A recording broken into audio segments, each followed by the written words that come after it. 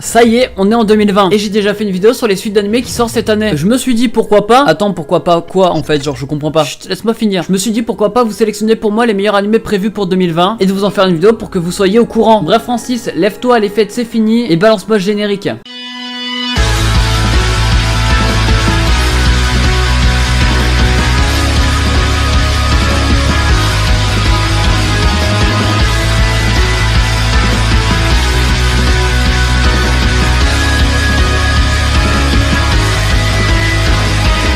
Hey salut à tous les gens, c'est Rushmanga, je vais vous parler des meilleurs animés pour moi pour 2020, ceux qui ont déjà été annoncés. Comme d'habitude, si t'as aimé la vidéo, tu peux lâcher un petit like, ça fait toujours plaisir. Et n'hésite pas à prendre ton clavier et dire en commentaire, toi, qu'est-ce que tu comptes regarder en 2020. Peut-être Jojo, peut-être One Piece, peut-être beaucoup de choses pour vous en 2020, hein. Bien sûr, j'allais pas dire une blague qui a été refait et refait. Ok, en vrai, j'avoue, j'allais dire Boku no Pico, mais bonne année à vous. On commence par un animé qui m'a intrigué de fou, ça s'appelle Gleipnir. Hormis le fait qu'il touche quand même 1 million de genres, parce qu'il touche pour genre action, comédie, drame, ecchi, mature, mystère psychologique.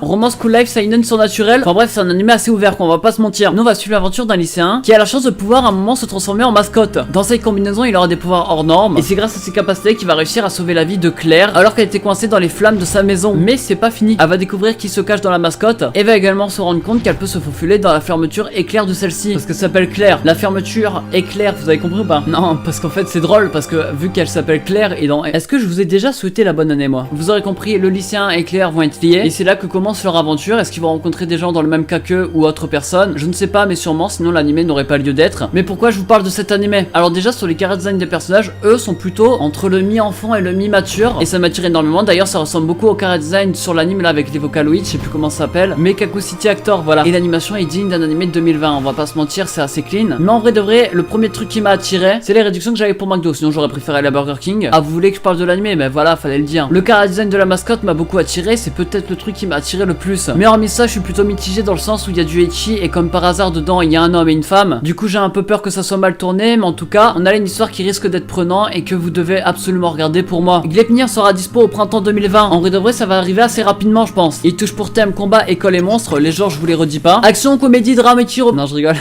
Et le nombre d'épisodes n'est pas précisé. Un peu de fraîcheur dans ce monde de brut. Là on va passer à un animé romance qui m'a l'air plutôt insane, on va pas se mentir. En plus ça change des autres animés et c'est le seul qui m'a l'air d'être potable de ce que j'ai vu. Le problème c'est que j'ai fait pas mal de recherches et j'ai pas vraiment trouvé d'intrigue. C'est un spin-off d'animé qui est déjà sorti en 2012, qui parlait d'un mec qui avait perdu ses parents, qui va rejoindre un groupe qui s'appelle les Little Busters. Et du coup en gros eux c'est des gens, c'est des amis en gros, qui vont l'accepter dans leur groupe, qui vont devenir amis avec lui. Et du coup bref, c'était un school life, drame, romance. Animé déjà bien apprécié à l'époque et moi je l'avais regardé, bah c'était plutôt pas mal. C'était pas insane non plus mais ça allait. Et du coup le spin-off que je vous conseille ça s'appelle Code Wafter. Et ce qui est bien c'est que là on va suivre la relation amoureuse entre Ricky et Cud. Du coup je vous conseille si vous voulez de regarder le 1 avant le 2. Comme ça un spin-off c'est pas obligatoire mais ça peut vous aider. Je vous le conseille lui parce que c'est une source sûre. Et je me suis aussi dit qu'il était un peu moins populaire que les autres. Donc pourquoi pas? Attends, pourquoi pas quoi en fait? J'ai pas compris là. J'ai pas déjà fait cette blague au début de vidéo. Bon, on va faire comme si de rien n'était. Du coup, histoire assez plate, il n'y a pas vraiment d'action quoi. Et de toute façon, comme c'est un film, ça durera que 60 minutes. Comme je dis précédemment, si vraiment vous avez la flemme, regardez juste ce film. Il sortira en automne 2020, qui touchera pour genre comédie, romance, cool life, science, slice of life et pour thème amour et école. Du titre Code Wafter ou Little Buster, comme vous voulez, où vous voulez commencer. C'est pour moi, c'est cadeau, c'est comme ça. Bref, là, ça annonce assez incroyable parce que bon, ça fait trembler les réseaux sociaux, on va pas se mentir. La troisième guerre mondiale qui arrive. Non, on parle d'animé, encore une fois j'ai oublié. Bref, l'adaptation de Dragon Quest en animé. Ah mais Ross Manga, ça existe déjà en animé de Dragon Quest. Ouais bah il était quand même sorti en 1991 et je pense que depuis, bah pas besoin de nous faire un dessin. En fait le problème c'est juste qu'on n'a pas assez d'images sur Solid 2020. Mais une seule aura suffi à me donner l'envie de vous en parler. Bref, c'est dans un monde où il existe un mec qui s'appelle le roi du mal. Sauf que lui a été vaincu et il est considéré comme mort. Libéré de ses maléfices, les monstres ont vécu sur une île. Et c'est sur cette île que vit le personnage principal, Dai ou Dai. Enfin bref, pour ma défense j'ai joué qu'au jeu moi, Dragon Quest. Bref, lui veut devenir un héros et son grand-père veut qu'il devienne un mage. Malgré qu'il soit pas très bon dans le domaine, on va pas se le cacher. Mais du coup, blablabla, le roi du mal lui va ressusciter, du coup, bam, le chaos. C'est pour ça qu'il va se faire entraîner par un mec pour pouvoir le vaincre, sauf que lui se sacrifiera face au roi du mal. Et c'est pour vengeance ainsi que pour devenir héros que Dai aurait pour quête de le tuer avec ses amis. Et c'est à partir de là où commence vraiment l'histoire. Encore une fois, automne 2020, et encore une fois, on n'a pas beaucoup d'images. En plus, comme c'est pas un spin-off watch, je peux pas vous dire grand chose dessus. Juste que Dragon Quest c'est quand même mythique. mythique, les jeux Dragon Quest c'est quand même mythique aussi. Malgré que j'ai pas vu la version 91, je peux vous dire que dans le game c'est quand même un sacré pilier, donc il faut que vous l'ayez vu. Il touchera pour genre action, aventure, fantasy et pour thème dragon, guerre, jeunesse et monstres. Et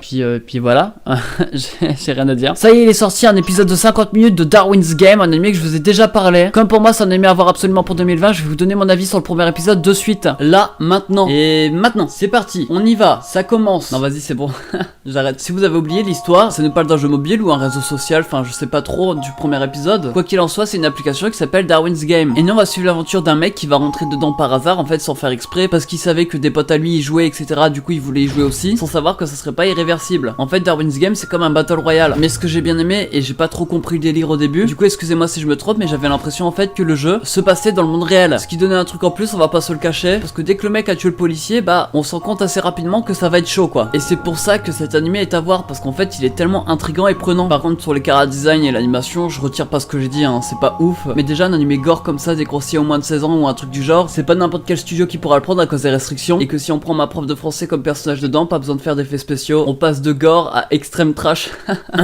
Pardon, ouais. Bref, l'animé est en cours de diffusion, qui touche pour genre action, mystère, science-fiction, thriller et pour thème survival game. L'épisode 1 est disponible, il dure 50 minutes. Et voilà, voilà. Bref, c'était Rushmanga, je vais parler de 4 animés à voir pour moi en 2020. En tout cas, des animés qui sont déjà annoncés. De ce que j'ai vu, il y a Danmachi, Given, etc. En tout cas, il y a plein de suites. Mais ne vous inquiétez pas, on en parlera au moment venu. Le like si t'as aimé, le commentaire, tu mets l'animé que tu comptes regarder en 2020, les résolutions animées. Et moi, je te dis à la semaine prochaine pour toute nouvelle vidéo. C'était Rushmanga. Allez, coucou, le coucou, stache, voilà. C'était la phrase que je voulais dire.